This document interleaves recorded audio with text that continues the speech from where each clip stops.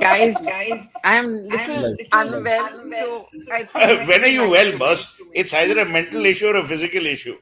I've never seen you, and you're like a Bengali boss. কেটে যাচ্ছে রক্ত বেরোচ্ছে না ছাড় না My God, man, such rude people. Bengali. Oh, I we have are to tell always you this, unwell. when I কি meet করবো people who are আমাদের fans of খাতো Sunday Club, they all tell me that it's such a fun program, but why do these men harass you and Advaita so much? Next time I'm We going to don't harass you record at all. them and I'm going to play it. What is this echoing यार? क्या हो रहा है? This is Advaita Kala's screw up. Can This you is hear like just my voice echoing? No, I standing can't on hear a yours hilltop. echoing. Advaita She's Kala is on muted you. mute actually. Go live. We are live. Now you Okay, good evening, ladies and gentlemen. I'm standing in for Advaita Kala.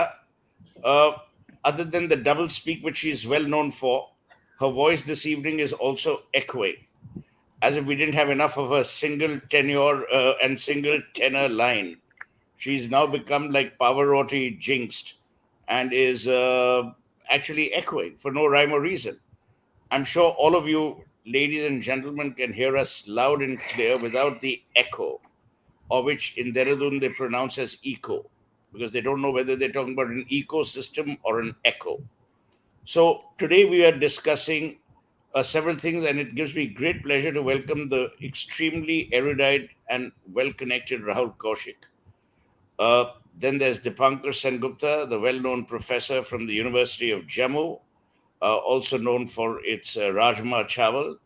And today we have an unwell but stable and still Pallavi Ghosh. So today we have a first-rate panel. Suhel, give her a break. She has limited resources. I wish you can buy a copy of Wren and Martin and use prepositions where they're required. But he's So given her we will- $2. Yeah, that's nice. Yeah, $2. I mean, that just shows you what they think of her value in terms of money. So anyway, No, we now all love Advaita. Hashtag we all yeah, love Advaita. you've been given. I mean, you don't have enough programs on your own channel, so this is one channel that gives you great credibility. So can't say that let's about begin with an analysis of the speeches that mattered. To my mind, there were 5 speeches in Parliament last week that mattered. Speech number 1 was Nishikant Dubey. Speech number 2 was Amit Shah. Speech number 3 was Rahul Gandhi. Speech number 4 was Narendra Modi. And speech number 5, if you could understand what he was saying, since he speaks in 4 languages at the same time, was Adhir Ranjan Chaudhary / Mawa Moitro / Pinaki Mishra. Gaurav Gogoi was good. Gaurav Gogoi was also very good. So, but these are what I call second tier. Let's actually analyze the speeches, in the context of a no confidence motion which the Congress called and then walked out of in the 97th minute of the Prime Minister's speech. I imagine that Rahul Gandhi, as always, came with a lot of bluster but accomplished nothing because he was unprepared. Amit Shah, to my mind, was outstanding, just outstanding in the way he addressed the issues, both of the historical failures of the opposition as also what the BJP had done. Was it a pre-election speech? It was, both on the part of Modi and Amit Shah. What was very interesting in Nishikant Dubey's speech was that he set the cat among the pigeons by not only talking about news click, but also when he used that interesting phrase, कि सोनिया जी के 2 काम है, बेटे को set और दामाद को भेंट. So let's, under this archival umbrella, analyze what happened. So I'll start with Pallavi. Pallavi, what are your views on what happened, since you claim to be close to power, wherever power is? Oh, there she is. Now she's gone weird now on us. I mean, can you imagine? She's muted. Oh, there she's disappeared. So let's start with Rahul. Rahul, unmute yourself. Yeah, please start. Am I the only person who's not seeing these 3 So persons? I think There's too much echo. I'm hearing my voice too. Now that Suhel has muted himself, you will be fine, Rahul. Please go ahead. So I think the no confidence motion was a non-starter with Gaurav Gogoi because he was just blabbering. I just couldn't understand the kind of thing he spoke about, and especially when they brought speakers like Adhir Ranjan Chaudhary, for instance, or someone like, or from the treasury benches, I would say speakers like Pinaki Mishra, especially, and for and more importantly, Home Minister Amit Shah. I think the line of speakers tell about the kind of seriousness both parties gave to this motion. The kind of speakers that the treasury benches brought, Amit Shah, Smriti Irani, Prime Minister Modi, Nishikant Dubey, and the kind of substance and the kind of preparation they had on their subjects. There were clear demarcations on subjects also. Like when Nishikant Dubey spoke, he specifically spoke about his state, the situation in his state, the development projects of his state. When Pinaki Mishra spoke, he spoke about federalism. He spoke about how they fight when there are assembly elections and how they support the central government when there are national issues. So, and on the contrary, all what the opposition speakers were speaking, like Adhir Ranjan Mishra, Adhir Ranjan was like, he was behaving like please forgive me for saying, but he was basically speaking like a joker. The kind of words he used and the kinds of inferences he made, I think they are just so much unparliamentary that his suspension was like always obvious. And there's a reason why PM or HM was instigating Congress to bring him on the board, and the Congress was not inclined to do that. Or on the other side, HM Amit Shah and the Prime Minister, they were like full of so much confidence and the kind of substance they produced when they spoke, especially on Manipur. I would like to mention that the reason why the Congress said that they brought this particular motion was to discuss Manipur, and they fell flat on Manipur. The kind of information the Home Minister gave, and then the kind of thing the Prime Minister said about the Manipur fiasco and everything related to that, the Congress's stand fell flat. So I just couldn't understand then if like I would say in the words of the Prime Minister, when you are bringing this motion, then at least be prepared for that. I was amused that they were least prepared. Man, everything about the Congress led by Rahul Gandhi is just non-serious. I just don't understand that after 20 years, when they will be serious. So I want to say something. I don't know how many of you are fans of Greek history and Greek mythology, but Dionysius famously said, "When your speech is better than thy silence, speak; otherwise, be silent." The problem is the opposition has believed in another Shakespearean quote, they doth protest too much. Protestation is not what people are looking for. When we were growing up in Bengal, the famous joke about the commies used to be that they have a problem for every solution. The opposition in parliament displayed a total lack of civility. They were getting suspended one after the other. They showed a total lack of discipline. But what's worse is they were mocking parliamentary democracy. If Manipur is an issue, which it is, Modi is speaking about it, Amit Shah has already in detail addressed it. There should have been some level of civility, especially when the Prime Minister, as the leader of the House, is speaking. But the tragedy is that the opposition has decided that their only objective is to vilify, abuse, and constantly hurl slander against Narendra Modi. When you do it for electoral purposes, it's fine. When you do it within the confines of parliament, it isn't. So I want to now bring Pallavi Ghosh into it. Pallavi, and this is serious, given your vast experience of covering all these Johnnies, what do you think was different this time round? Because the last no confidence motion was in 2018. What do you think has changed, and how are the cards stacked up qua opposition and the BJP? See, I think the only thing which has really changed it, at least I saw the opposition parties, at least the India front opposition parties, completely together on this. I mean, they had no problem with Rahul Gandhi taking the limelight and, it being played up as a big speech which is going to come up. And I'm telling you, this is not on record conversations, even off record conversations. They actually try to put up this whole show of strength that we're going to back him. It's good if he's there. But there was a sense of disappointment. I'm not even going to go into the value of his. I think it was a missed opportunity, frankly speaking.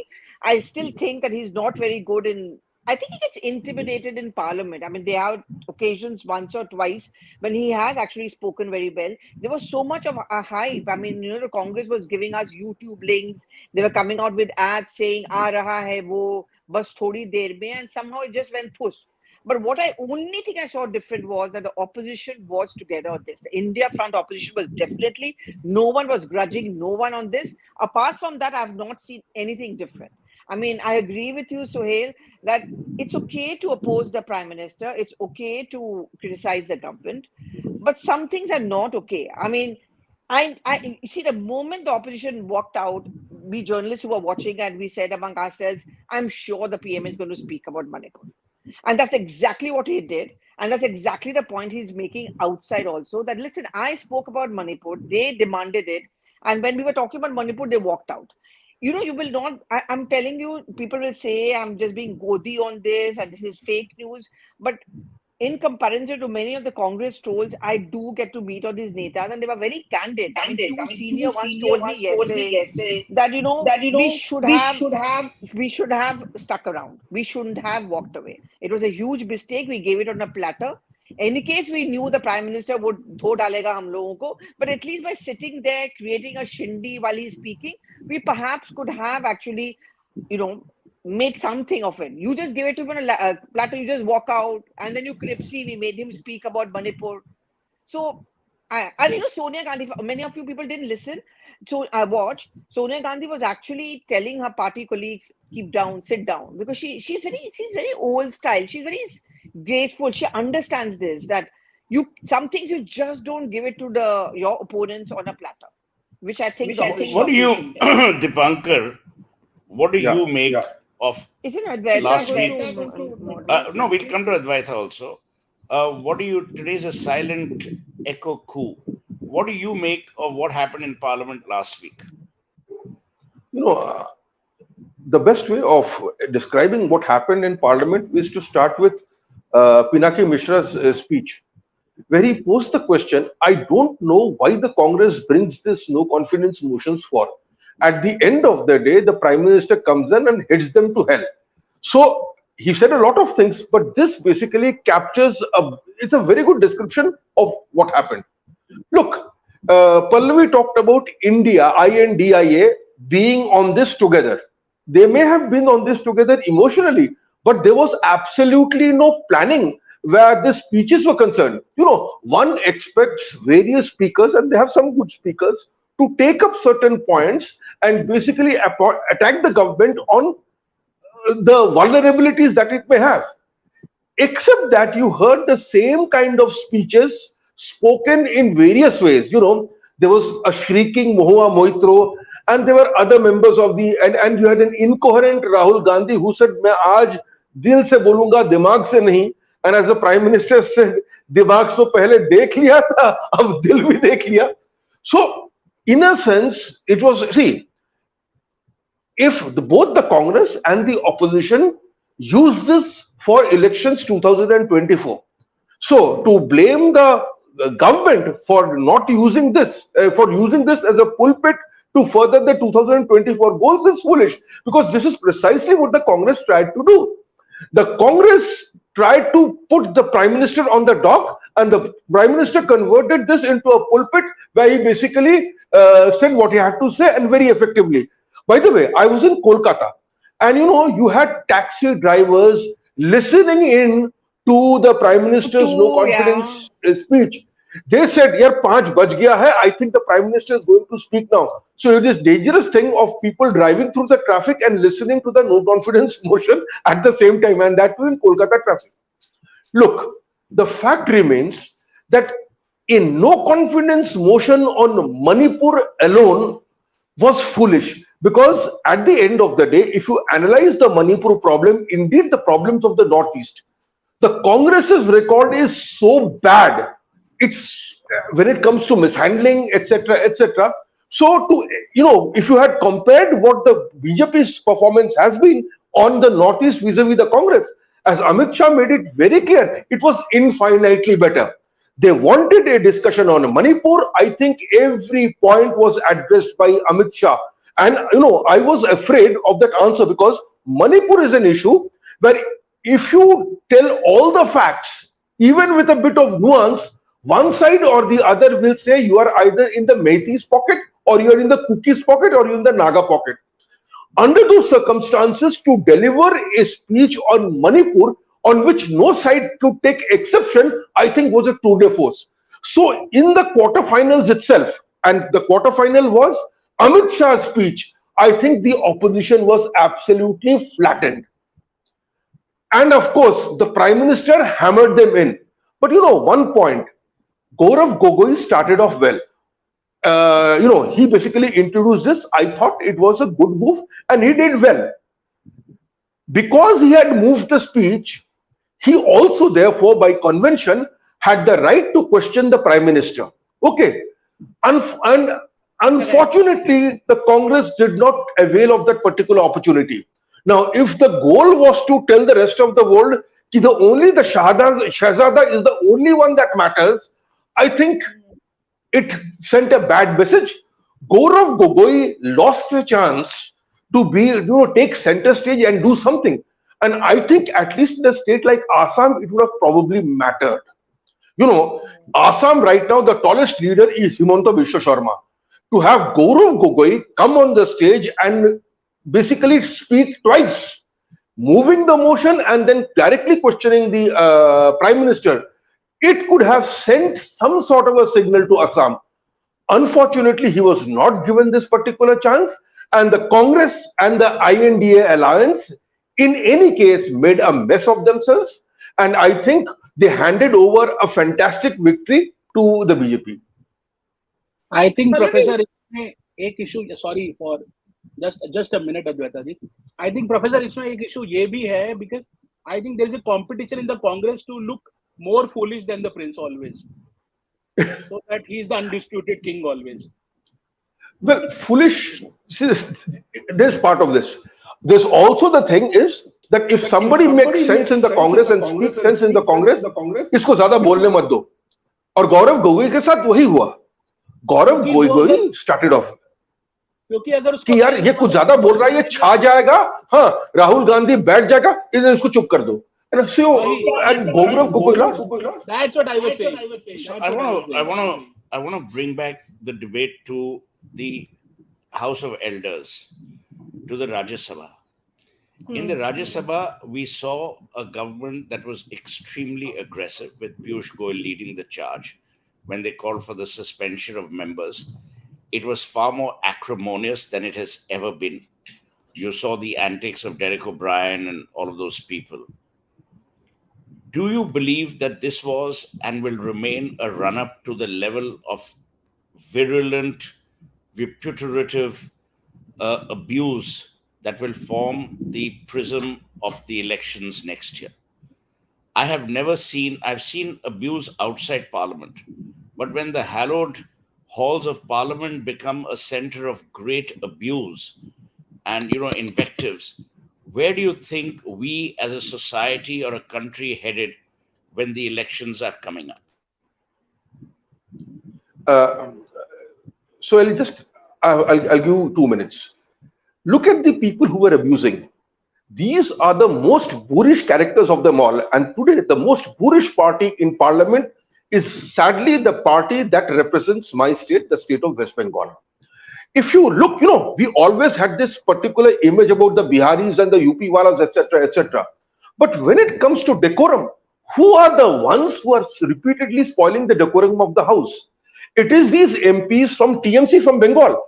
So when you talk about what will be the mood be like, I am hopeful, because I believe that the other parties be it the RJD, be it the SP, the so-called aggressive parties, they did not spoil the mood in the House of the Elders. And as long as the bulk of the opposition, it may not be the Congress, it may not be the PMC, as long as the bulk of the opposition behave as they have always behaved, I am far more hopeful about the future than you possibly are.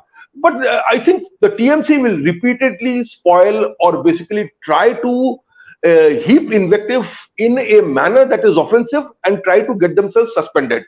And you look at the Kolkata press, particularly how the Telegraph is reporting all this. It will not get better. It's going to get worse. So I want to bring Advaita into this, since she claims to be also a script writer. Therefore, her craft with words and the way they are spoken is admirable. When you look at things, Advaita, and you see the relationship that people have now begun to have with their parliament because of live television, streaming, blah, blah, blah, how do you see the images of various parties coming across as far as the people are concerned? And do you believe that there is a disconnect or perhaps a connect that the opposition parties have? And my second question to you, so you can answer both at length, is there was a seeming engagement between Rahul Gandhi and the people during Bharat Jodo, and let's not deny that. Do you think that they have mistaken that engagement to also be the kind of affection that they would receive when lines are crossed in Parliament?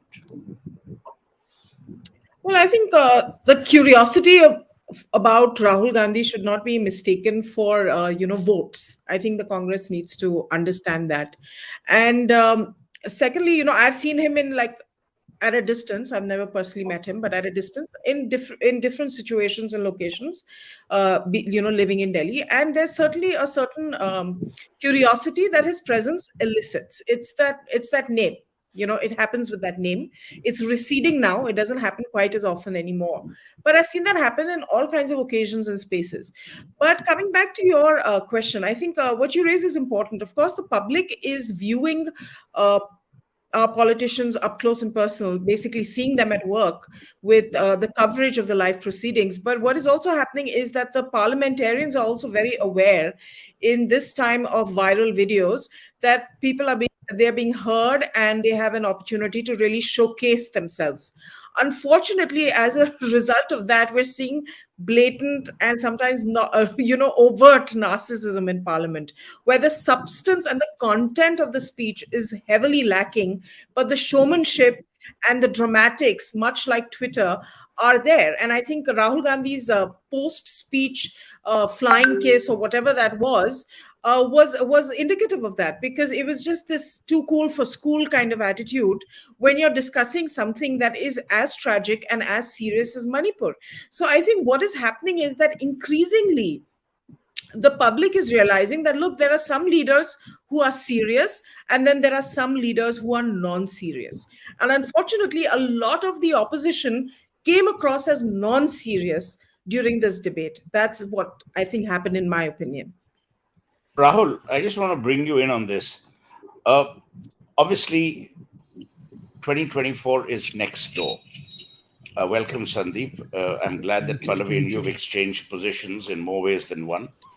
I want to come to Rahul and ask you, as the country prepares for 2024, obviously the tenor and the temper will be raised like never before. What are the other things that you see in strategic terms that the opposition alliance and the BJP will employ to communicate? For instance, Prashant Bhushan sent out a video saying that, there'll be an attack on the Ayodhya temple, blah, blah, blah. Where do you see and how do you see this play out as we come closer to the Lok Sabha elections in 2024? I think more and more conspiracy theories will come. There will be more such instances where people will be blaming the government of one thing or another. There will be like these conspiracy happening in and outside India also. We have been noticing many of such in past 1 year or so. What as a citizen we need to be aware about is how we need to see them. Opposition is doing what it can do for reaching that point where they can actually grab power finally. 10 years is a lot of time for Congress to be out of power. They've never been out of power for 10 years. Maximum time was 6 years when the Vajpayee government was there. And then too, the ecosystem was theirs only. So here, there's a time has come where the ecosystem is what you were discussing some time back, has gradually started to shift towards the other side. Now that's why feeling the heat. So if they are not able to come this time, no, it will be really problematic for their existence. Because the Congress ecosystem and especially the left liberal ecosystem of which Pradhan Bhushan is a part, they thrive on state funding. They thrive on state patronage. So, Shandip, given the fact that you're also traveling across the length and breadth of the country, no pun intended, how do you see all of this shape out in the not so distant future? A, B, do you genuinely believe that the government actually exploited the unpreparedness of the opposition in this session of Parliament? See, first to answer your second part of your question first, I personally think, the speeches in Parliament per se have got limited, utility. When you look at it, people today have got into a mode. Those who don't want to listen to Modi will not listen to Modi, and there are people who don't want to listen to Rahul, or for that matter, the opposition. They'll shut out the other side and listen to whatever they want to, and they'll go on criticizing the other people.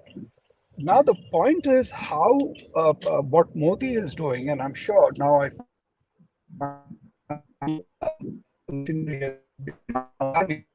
they're going to take out points from these discussions and how they try to amplify them. Today I saw a message of Narendra Modi is coming on my email box from his that particular PM handle, saying these are the highlights of the PM speeches, taking few strands out. Rahul Gandhi's reaction of having a press conference immediately afterwards, because he and Congress definitely realized that they missed a trick or two. That evening, Advaita, I happened to be at the IC bar, and there was some Congress-oriented journalists sitting there who frequent Akbar Road. Name them. No, I wouldn't. For you, they went there. They said, "Pallavi, we go there only when Pallavi is not around." Now they were expressing a sense of disappointment at the lost opportunity. So that was there, and therefore this follow-up conference. But I personally don't think, again, people who are not enamored by Rahul or who are not devoted to the thing would have been impressed by his press conference either, because in the press conference he again came across as brash, those kind of comments, army could stop that nonsense in 2 days. These are very, very juvenile kind of statement. But so therefore, this whole thing has become again bit of a drama or serial. That's why I had Amitav Tiwari's article where he was analyzing ratings of people during the speeches, how many went up and down. I think those are all, we are really getting it down to the point of ridiculousness. But the point earlier, Suhel, you were discussing. Sorry, go ahead.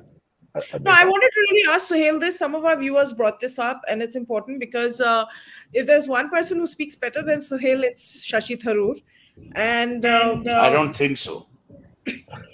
I would tend to agree with you. Yeah. That's your view, but I mean, I'm a far better speaker than he is, and more erudite. I have a greater command over the vocabulary, and if you remember, I even corrected him on his usage between whom and who many years ago. It's on Twitter. If you choose to read, that's if you can read. Thank you for the intervention. Okay, so people are asking, why wasn't he fielded to speak? He's a very good speaker. Why don't you ask Pallavi, who can then ask Rahul Gandhi, who can then ask his mother, who can then ask But let me Jayaraman? complete the more important discussion, Advaita. If I may, I had remarked on your show earlier, having been to the United States after a long time and for 2 weeks when I attended some of these lectures, I was telling you in the Commonwealth Club, etc. I see a clear play out of what happened against Trump. That script being replayed here. Today morning, I think I commented on one of your tweets, the Jairam Ramesh's psychoanalysis of Modi, quoting Ashish Nandi. This is the kind of stuff they try to do. So Yeah. there are psyops happening. You will find each and every one of these actions, which is played out, echoed by the in the foreign system. So all these games will continue to happen. What I'm waiting for to see is, a lot of things which Rahul Gandhi is doing today, whether it's the picture with this athlete this morning, I saw some athlete comes to see him. These are Modi has done and, done those things long back. Now, how Modi reinvents himself into Modi 3.0 and BJP reinvent themselves at this juncture, I think that is the key thing to watch. If they get into the same on a defensive mode, reacting to these things, I think then you have a problem, because even Modi and BJP is getting into that dark zone where, frankly, uh, I have met people whom I asked in the last 2 days. I've been in Delhi. Did you listen to Modi's speeches? No, his speeches become boring. And these are not people who are pro-Congress. They may not be hardcore BJP, but they are not like you and me, so invested in the thing to listen to every word of Narendra Modi speaking or every tweet of his. So some of that has to change in BJP, because things are going to get much more dirty. And as Rahul mentioned earlier, this is the refrain I kept hearing in America. Oh, Trump is going to steal this election. If he comes, that's the end of us. So the same kind of feeling today, that insecurity or push back to the wall, is there among the non-BJP ecosystem. They see this as the last, chance to get on, and that's why you find everybody, all hands have been invoked. All the people in the journalistic circuit. What Pallavi says, they're getting YouTube thing. People, I know people. BJP never tells you and me to go and either tweet or speak somewhere. But I know for a fact that Pallavi may correct me. There are people, journalists and other people who are part of that ecosystem, who get told that please tweet this. This is the time, take on. And so therefore people who were earlier, who normally don't get into this kind of a fray, they are jumping into the thing. So this is going to get more and more So I just want to dirty. bring in very quickly Yeah, Pallavi and yeah. Dipankar, one after the other. Pallavi, obviously the media has become exceedingly polarized, and it became even more so when the news click discussion took Yeah. place in Parliament. The media then decided that it would, as it always has, take very, very strident, polarized, sharp stances qua both the BJP as well as the Congress. In fact, I was quite surprised that when Smriti Irani talked about the famous flying kiss, there were journalists who became investigators saying that we have seen the footage, this is not right, that is not right, blah, blah, blah. Do you believe that the media will be increasingly used either as a pawn or will be used to disseminate the narratives that these parties choose as we run up to the next election? I cover the Congress party, right? So, and I have noticed a change in the pattern. This was not like this earlier. I mean, I agree with Sandip absolutely 100%. I am seeing that change in the Congress. What they accused BJP of doing earlier in 2019, 2014, more in 2019, they're actually doing the same. They want this polarization to take place. Anyone who's criticizing Modi, even if it is for as simple as उसने एक glass पानी क्यों पिया, भर के क्यों नहीं पिया, that is considered to be brave journalism. My problem is with that. On the news click issue, my issue is I'm not going to be a judgmental. So when IWPC and the Press Club of India issued a statement condemning it, my only point on record in their group was that this is an ongoing case. Let's wait for the results to come out. And उसके बाद जो बोलना है बोलो. But my point is that why be judgmental, one? And second, you are supporting a news click because you think that's the right thing to do. I saw someone tweet today only that this is terrible that a Twitter handle of a news click has been suspended. They were the only brave journalists around. I mean, there are serious allegations against them. Why do you presume that all those allegations are wrong? Let's wait for the court.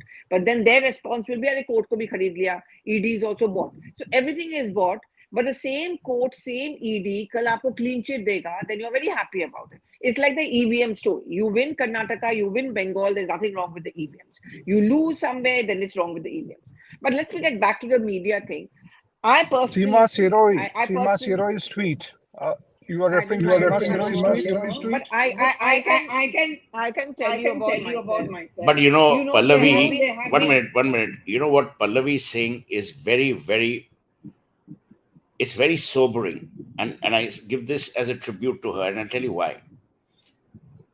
Any objective media, if it favors either party, is seen to have been bought. Number two, any media that puts forth an opinion that may not be to the liking of either party, the media personnel in this case will be shamed, with the result that a lot of people are erring not on the side of caution but on the side of safety. That does not bode well for the media, irrespective on which side of the aisle you are. So I'll tell you one thing, something I feel very upset about, and now I'm really scared of tweeting, and I'll tell you why. And it's happened to me consistently in the last 3 to 6 months. So, I also cover INB ministry, I also cover government. I may not be covering BJP, I cover Congress. Information comes to us. For example, the Prime Minister is going to be inaugurating a railway station. I just put that out. No, they send us pictures. I just put out that picture. Prime Minister doing all this, blah, blah, blah. I also do it for Rahul Gandhi. But like today, I tweeted a picture of Rahul Gandhi with that athlete, the bronze winner. But if I do it for PM, I get constant SMSs and I'm told, look, you're Godi. If PM is doing something, you tweet. But they don't say the same when I tweet about say Rahul Gandhi or some other opposition party or a Mamata Banerjee. I tweet, I just write at times. I don't even give opinions on these pictures. But he is our Prime Minister, whether you like it or not. And I'm very upset because I know when I enter the Congress office, and I feel very upset about it, there were 2-3 people who were very good friends of mine there.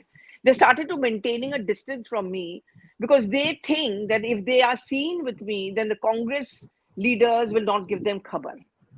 The irony of it is that there's a large section of the Congress party, whether you believe it or not, who also disapprove of this attitude of some Congress trolls and some Congress supporters.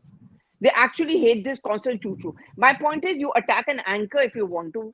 They've decided not to go on, in fact, the entire India front has decided that they're going to boycott some channels completely, which means they'll also not give ads. This is something which is going to be announced after the Mumbai summit.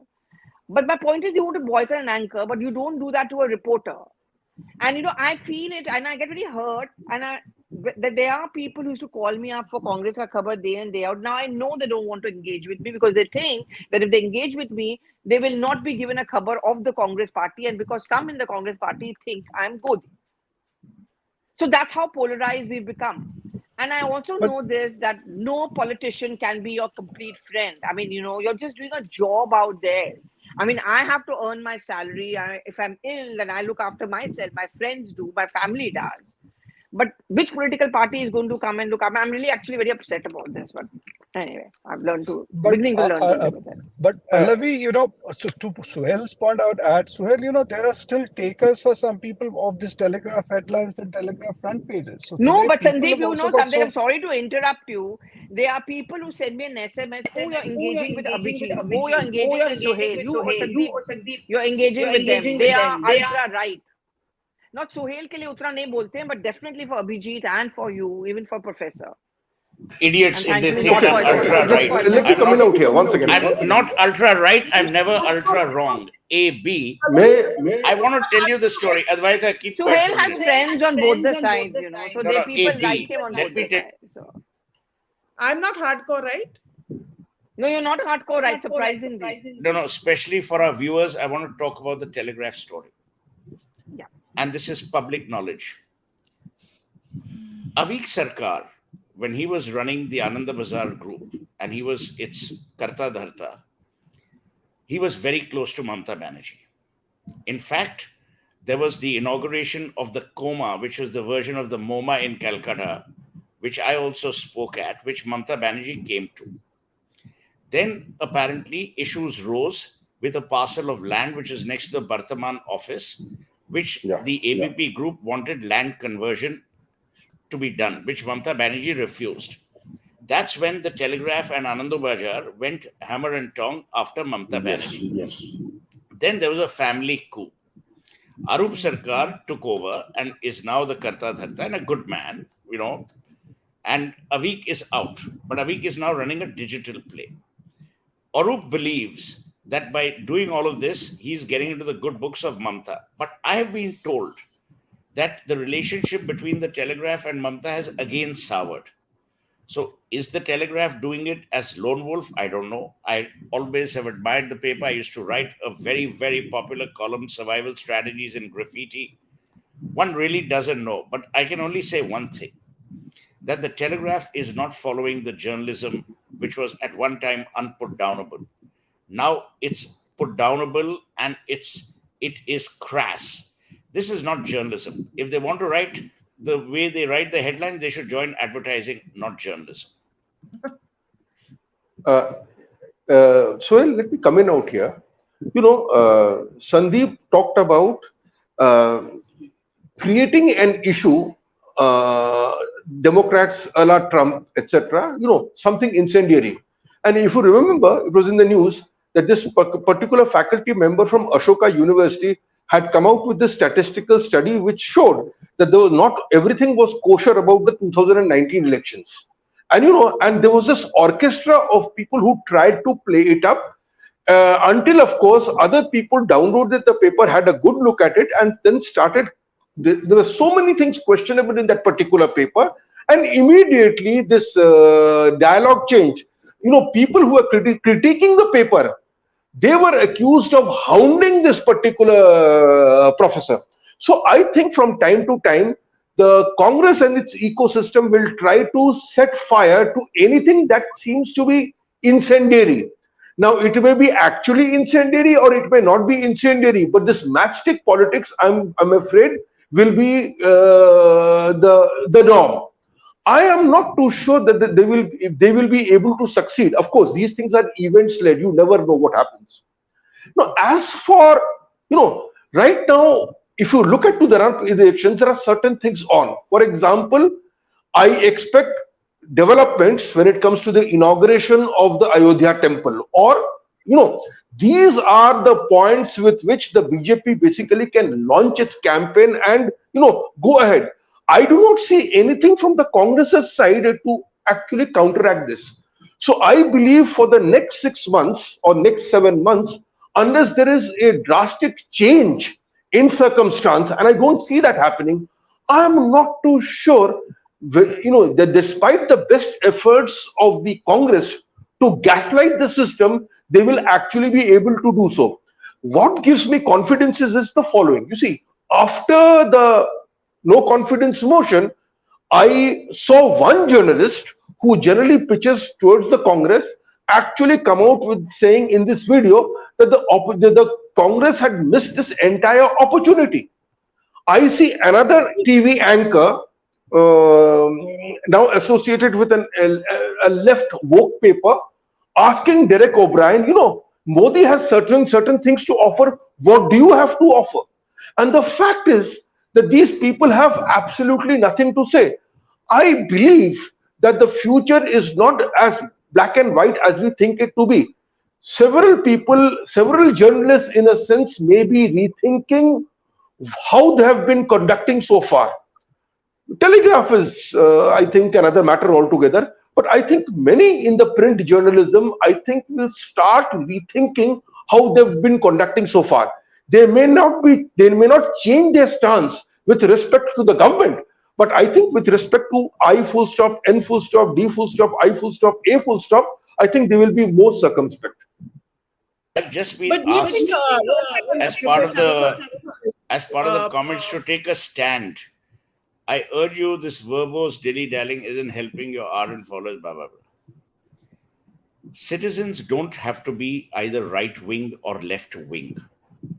They have to be pro the policies of the government, because ultimately It's the government that governs and creates both the ecosystem, the economy, the social framework, the political framework of a country.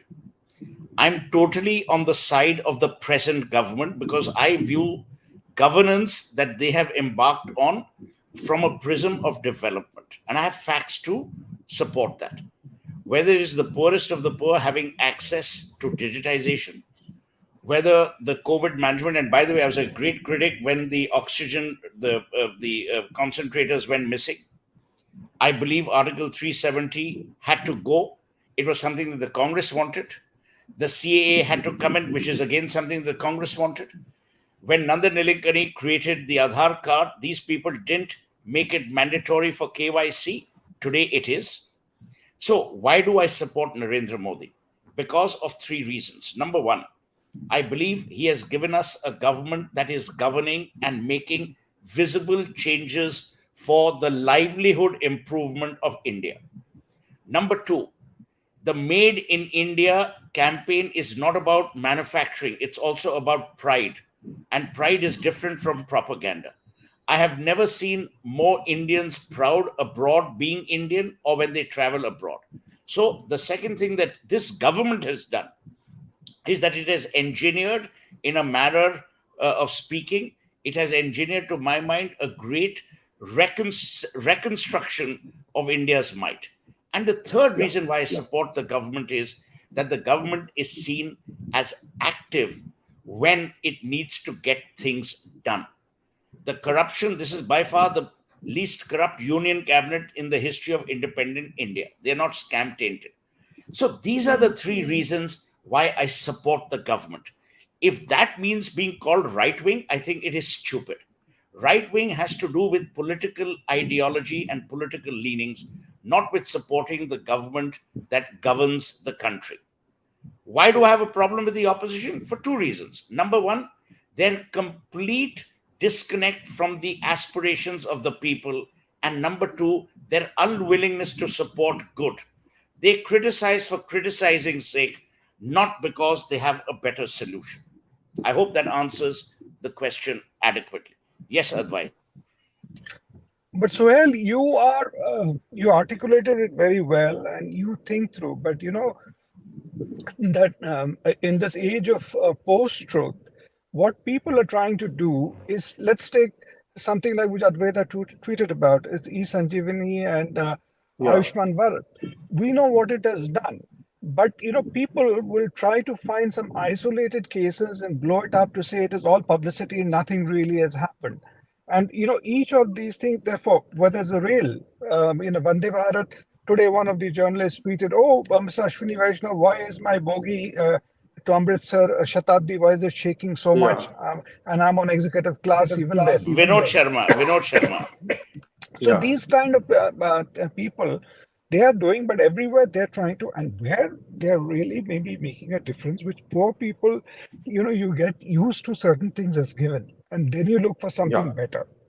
The problem with money, inflation, or jobs, these are some things which may, if they capitalize upon, that's where the things can swing.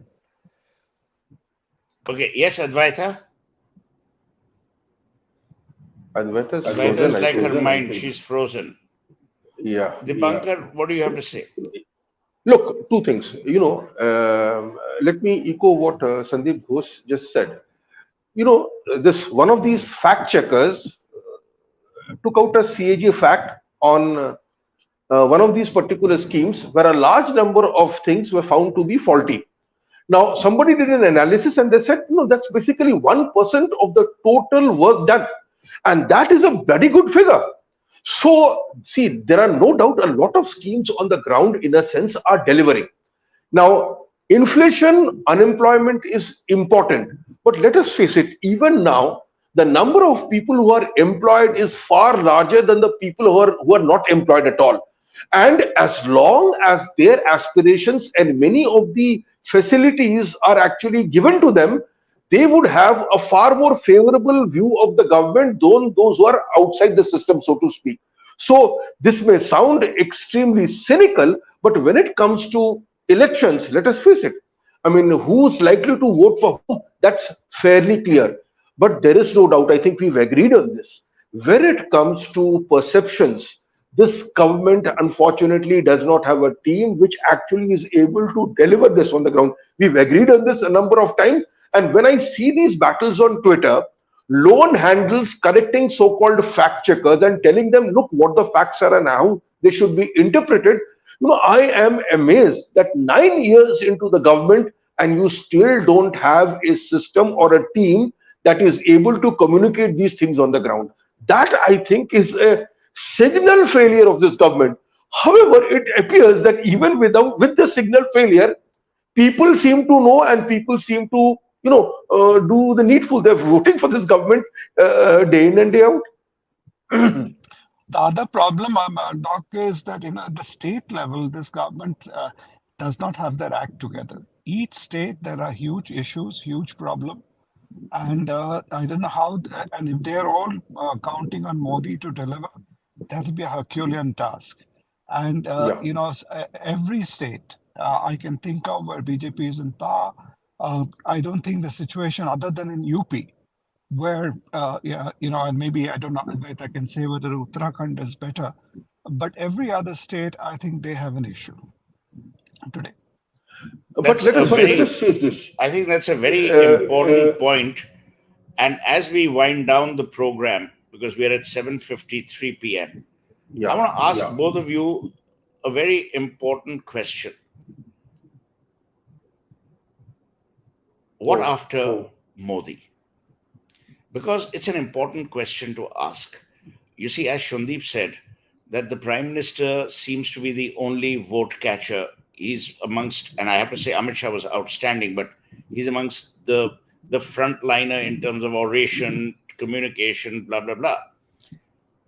Do you think there's too much riding on Modi? And what is the solution, or what is the bypass, or whatever?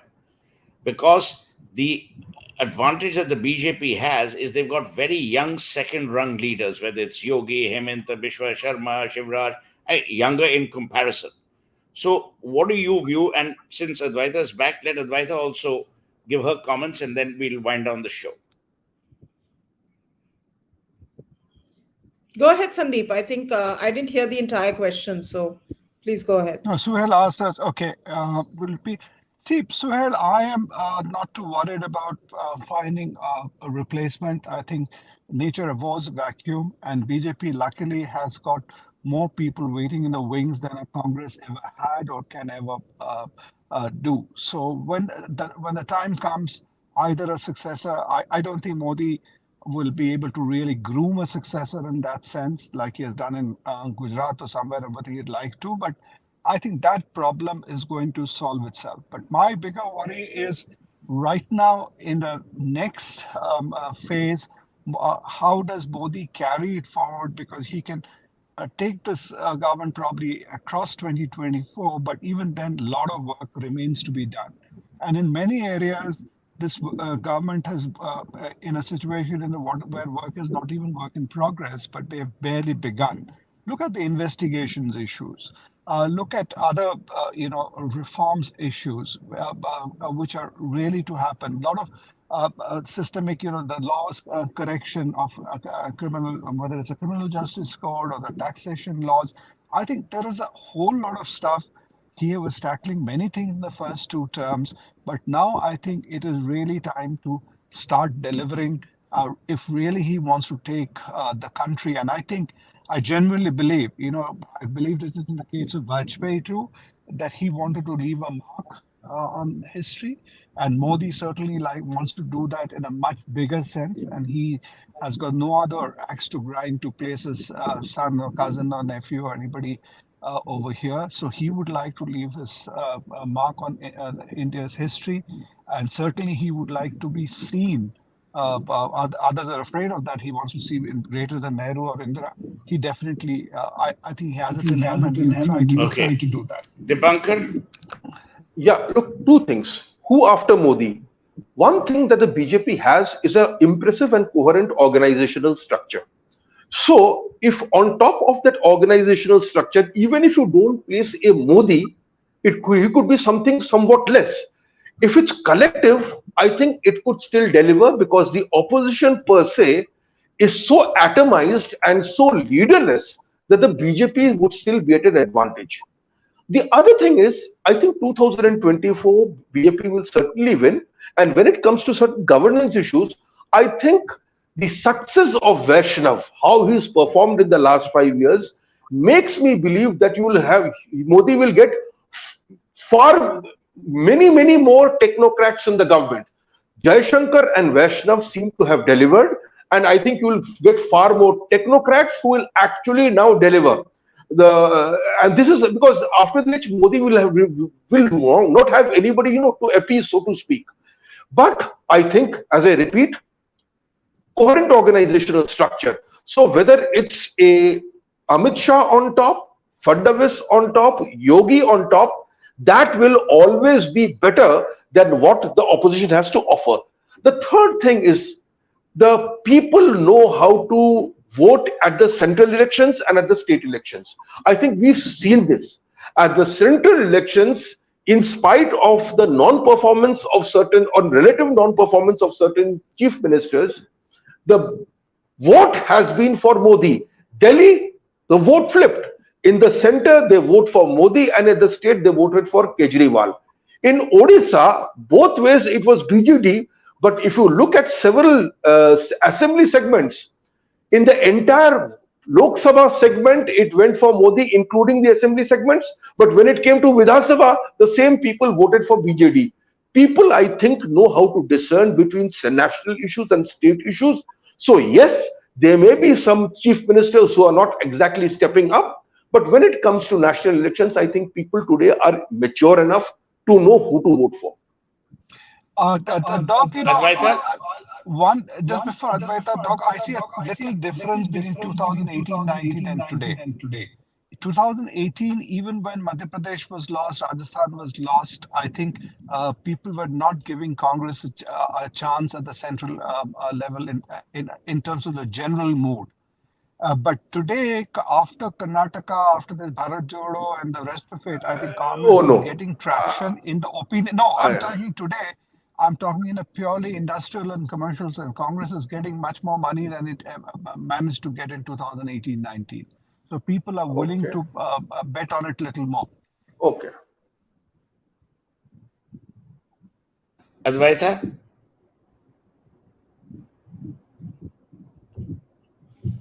Advaita. Well, I feel I have a similar view to most of you. As always, there is a screw up with her bloody audio, man. It drives me nuts. I'm going to keep echoing. So that's one big service Rahul Gandhi is doing to Modi and the BJP is by constantly attacking RSS. And he is galvanizing the RSS. If the RSS were in any way disenchanted with Modi and BJP, he's making sure that they will go all out to support the government in 2024. On that note, Advaita, you can do whatever you're good at, which is dimming the lights. Does she really have to dim it? Well, it's a way of saying in theater where you shut the thing and call for a curtain call. Chalo bhai. One thing Modi government has not been able to achieve is Advaita Kala's internet and audio. Yeah.